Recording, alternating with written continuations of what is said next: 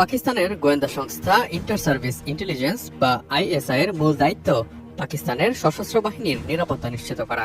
German রাজনৈতিক বিশ্লেষক doctor হিন এইচ কিসলিং তার বই আইএসআই অফ পাকিস্তানে সংস্থাটির সাংগঠনিক কাঠামো তুলে ধরেছেন।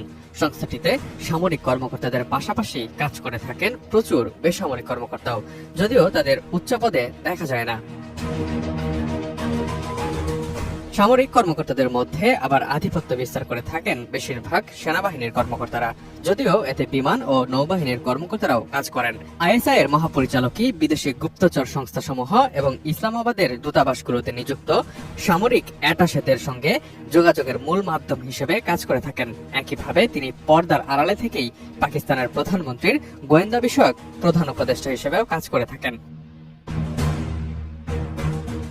আইএসআই পাকিস্তানের ৩টি সামরিক বাহিনীর নিজস্ব গোয়েন্দা বাহিনীর মতোই কাজ করে থাকে। তবে সামরিক বাহিনীগুলোর অন্যান্য গোয়েন্দা সংস্থার তুলনায় আইএসআই-কে পাকিস্তানের সবচেয়ে বড়, সবচেয়ে প্রভাবশালী এবং সবচেয়ে শক্তিশালী গুপ্তচর সংস্থা বলে বিবেচনা করা হয়। কয়েক বছর আগে ওয়াশিংটন ভিত্তিক ফেডারেশন অফ আমেরিকান সায়েন্টিস্টের এক প্রতিবেদনে বলা হয়েছিল, আইএসআই-তে ১০,০০০ অফিসার ও কর্মচারী রয়েছেন। আইএসআই-তে ৬ থেকে ৮টি বিভাগ রয়েছে।